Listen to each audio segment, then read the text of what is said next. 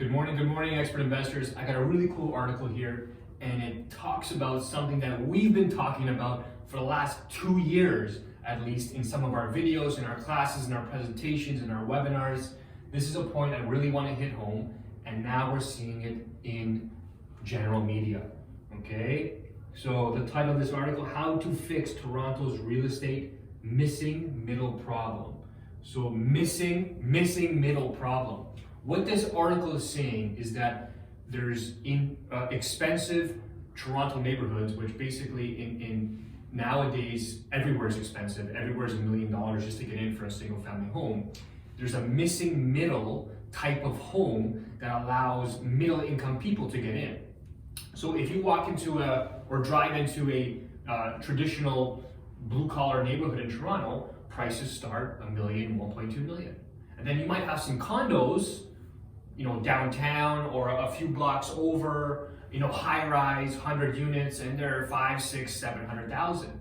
But they're not as convenient as being in the neighborhood. There's not a real neighborhood feel inside the condos, and those condos attract singles, couples, retirees, and they're not necessarily family friendly. Okay, so what this article is talking about, and I'll share the link with you down below here in the comment section, or wherever you're reading it, there will be a link. What this article is saying is that in these Toronto neighborhoods, the cities, Toronto especially, needs to update their zoning and permit practices to allow for more multi-family residences within the neighborhood, to give people that neighborhood feel for families, not for singles, but for families. So instead of knocking down a bungalow and building a 5,000 square foot mansion, why not knock down an old bungalow and build a semi with 3 units on each, or a semi-detached property triplex? And now you might be thinking, well, an investor is just going to buy that and rent it out to 3 different people for maximum money. Also true, okay? But what also can happen is each side of the semi can be sold to one person, and you can have 3 families living there. Okay, you can have 3 families living there. Now, if that sounds insane, for our generation, it is, because we're used to having big custom homes or big single family homes for our families to live in. But new immigrants, new people into the city, new families, new nuclear families who are just getting started don't need all that space. And it's a way for new families to combine with parents, in-laws, live together, okay, but still have their own separate space. So in this case, if this single family home is turned into a semi, and each semi has 3 different units, you can have one family upstairs, one family on the main floor, and you could rent the main floor too. And the basement could be a common area, it could be laundry, it could be whatever you want it to be. You can design it how you want. But for developers, for small and medium-sized developers like myself, and I'll show you a project we just finished, this is what we need to absorb the demand for rental and for this missing middle. Okay, it's the middle class people who are getting bought out or outpriced in these neighborhoods. People with higher incomes can afford it. They already have houses, they sell, they use their equity, they buy a bigger house, it's fine. But that middle class, those are the people who are struggling to buy the kind of properties and live in the type of neighborhood that they want. So this is a solution. Is it going to solve everyone's problem? No. But if these cities update their zoning, and this is my last message to you, some of them are, if these cities update their zoning, we can, developers and small developers, investors can come in and fill the demand with properties like this. And these are beautiful properties, they lend to the neighborhood, and they become lasting assets to the neighborhood and allow more people, more families to come in and enjoy all the things that neighborhoods have to offer. Now, some cities are ahead of the trend on this. Okay, we've talked about Toronto because this article definitely talks about Toronto, and this article doesn't mention anything else but Toronto. Here's another project. As you can see, 4 units were built, 1, 2, 3, 4, and the basement is storage. But other cities like Hamilton, Kitchener-Waterloo, Cambridge especially, are updating their zoning to allow for garden suites. So buying a single family home, you have the main floor or second floor as one unit, the basement as a second unit, and if the lot size allows for it, you can build a garden suite, a detached structure that's a separate suite in the back. That's the same thing. You're using land that already exists to add more value, okay? More units, give you more space, more living area on the infrastructure that's already there. We're not building new sewers and electrical lines and roads to make another unit. We're using what's already there. That's the important point that these cities need to understand, okay? And they're getting there, they're just getting there slowly. Now Hamilton, Kitchener-Waterloo, Cambridge are well ahead, and you may not need to do this kind of infill because these cities have more land to spare. Toronto, there's a lack of space available. Space and land is at an extreme premium, so developing and going up is necessary. But in places like Hamilton and Kitchener, you can use the garden suite to add a third unit, and it's cheaper. It's cheaper, okay? So now that you're seeing this in mainstream media, it's important to know that the conversation is happening on many different levels. And if you're an investor and you want to take advantage of some of these trends, you can do it before everybody else knows about it. We know how to do this, okay? We are doing it ourselves. I'm going to show you. Let me get this on my computer. 1 second. Okay. This is a project that I did myself.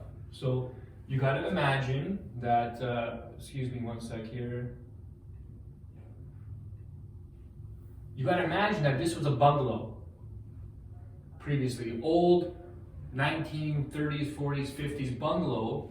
What we did was we knocked it down and we built a semi-detached structure on here.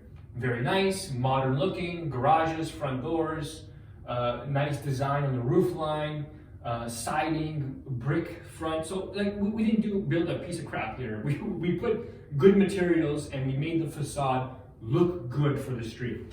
Okay, and I'll show you what the idea was here. So that's the rear, okay? Again, vinyl siding around the back, patio doors for everybody. There would be a fence in between here separating, and everybody had, each unit had its own deck, okay? 10 by 10 to put a barbecue and a patio table, lots of space for that. And look here. Can you see the size of the windows in the basement? Can you see how the main floor is raised off the ground? We did this purposely because we built a legal suite, a legal apartment in each basement. Think about this now. We took one bungalow and turned it into 4. 1, 2, basement 3, basement 4. Okay? 4 livable, rentable units. Brand new, clean, modern, everything done nicely. These things will last for 30 years, no maintenance, no renovation. Okay, that's called infill. This is the missing middle that we're talking about here, the missing middle. Okay, now let me keep going. Here's the side. So again, windows everywhere. Look at the size of the windows in the basement and the side door. So this door goes directly down to the basement. You go straight down, you get to a landing, there's a closet to the left. There would be a utility room with a furnace, hot water tank, HRV, all the nice modern mechanical equipment, and a laundry area for the tenant. And to the right, open a door and the whole apartment's in there. All the mechanicals are out or away from the apartment. Okay, here is the second floor. I hope you can see that well. Let me see if I can make it bigger. Okay, nothing crazy. 1, 2, 3 bedrooms, master with a walk-in, big walk-in closet, upstairs washer and dryer. This room is going to be a second mechanical area. We were going to separate the mechanicals for each unit, but we did not. So we just turned this into a den. So this unit actually has 3 bedrooms plus a den, 2 full washrooms upstairs, laundry, and a monster walk-in closet. It's a big unit, okay? That's just the second floor. The main floor, garage. Don't skip the garage. People use it. It's storage area, even if they don't put their cars there. It's a main floor. A family moved in here with 2 kids. They need the storage area. Okay, you walk in, little foyer, walk up a half flight of stairs.